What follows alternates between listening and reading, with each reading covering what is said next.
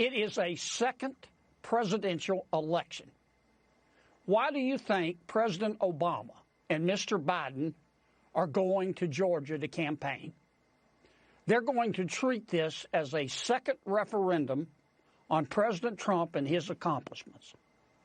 Furthermore, if we lose in Georgia, Senator Schumer, Senator Bernie Sanders, Speaker Pelosi, Congresswoman Ocasio-Cortez are in charge. Senator John Kennedy from Louisiana, rapidly becoming one of my favorite American senators, on with Sean Hannity last night on Fox News. He's right. If you have the IQ of a kumquat, you don't recognize how important Georgia is. Don't be distracted by the noise.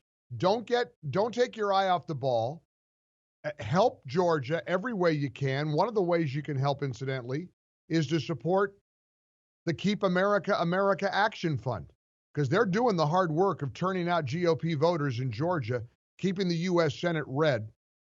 John Kennedy is right. There will be no check on the Democrats' ability and power to raise taxes, pass the Green New Deal, pack the Supreme Court, and do things that are going to be completely unspeakable. Go to keepamericaamerica.com, send a little, send a lot, but please do your part and help keep the U.S. Senate red.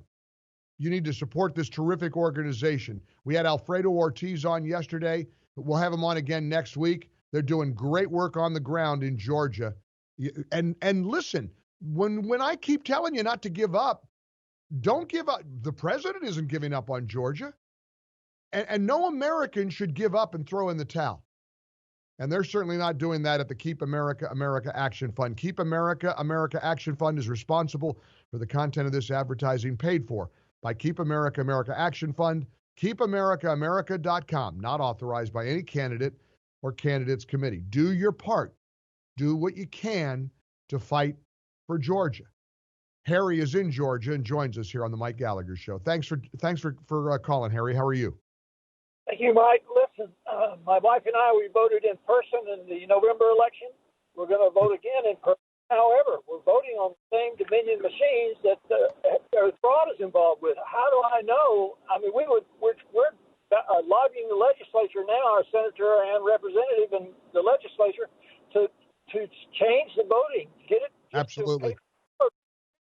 Yeah, but you're doing what you need to do. You're engaged. You and your wife are calling your elected representatives. You're going to vote in person. Those are the things you need to do. And I'm glad you're doing that, Harry. And I support you for doing that. I don't support throwing in the towel or saying I give up and I'm not going to do any of it, or I'm not going to vote, or I'm not going to call my congressman, or I'm not going to contribute to Republicans who we know represent our interests. You cannot give up. You can't let the radicals win this. And I know how frustrated people are. I've had people call this show and advocate for violence. We're not going to do what they do on the radical, angry, corrupt left. We're going to do what needs to be done. And listen, there are paths. There are all kinds of paths to see what kind of transparency.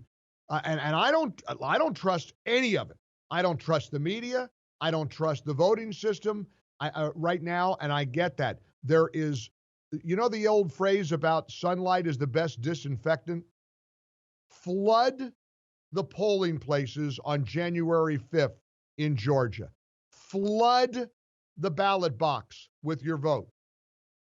And there is no other alternative. The other alternatives are destructive and are counterproductive to the United States of America.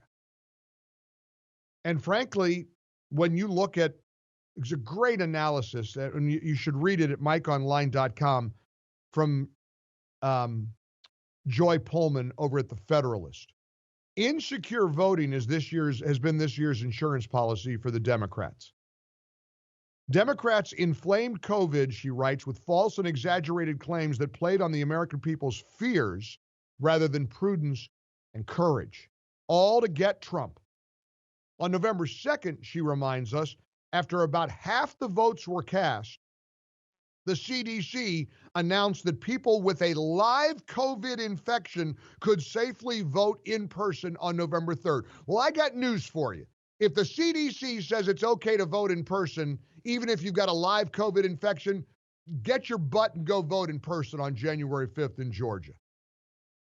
That came after the whole year of Democrats saying, oh, we got to have mail-in ballots. We got to have mail-in ballots. You got to be safe. You can't go to a polling place.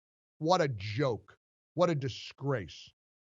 And as Joy Pullman writes, just like Spygate, this entire thing has been one information operation layered on top of another. Enough people fell for it that now about half the country has no confidence that the election results are the genuine results that voters intended. And Joy Pullman says we'll never know the real result, though, thanks to mail-in ballots, and that was the goal all along. Dante, you're on the Mike Gallagher Show. Hello, Dante. How are you? Hey, good morning. Thanks for taking my call, Mike. So kind of a two-part question. So first part is regarding the voter fraud. Obviously, we're seeing widespread people coming out testifying to certain things, but we've known all along that fraud has been going on as long as elections have been going on. So I think this is the legal team isn't providing the hand in the cookie jar. But hang on a second. When you say fraud has always been a part of this. You don't think 2020 was unique because of 90 million votes cast by mail? You don't think that's a unique situation? No, I think, Mike, that any level-headed person, whether you're a Democrat or a Republican, can obviously see something isn't right. I mean, how does Donald Trump get 10 million more votes than Barack Obama? Which goes to how does Joe Biden get 15 million than the first African-American president and 15 million more votes than the first would-be female president? I mean, something isn't right, and some people see that. But the question becomes, what's the remedy for a belief that you and I both share that something isn't right? What's the remedy? What's the solution? Well, that's where it comes in with Giuliani. I think the strategy is just pathetic. I mean, obviously there is voter fraud. It's been going on since as long as elections have been going on. Yourself. Let's help me here. Stay focused. Okay. What's the solution?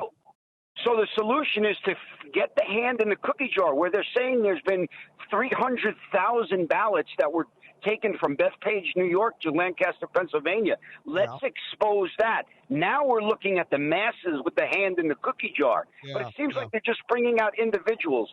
And then I just want to bridge over. But you're not disagreeing with what I mean, I get what you're saying in terms of sort of getting in the weeds over the specific legal strategy. But when you say expose the corruption, we shouldn't lose sight of the fact and be aware that there is a ton of focus right now on election interference and on election corruption. We're more aware. No one even knew what Dominion was a couple of months ago. Nobody was focused on this like we are now, and that's productive and that's good. It's not probably the outcome that you want, Dante, and we can second guess the president's legal strategy all day long. I have faith in him. And I trust that he's going to fight and continue to fight beyond January.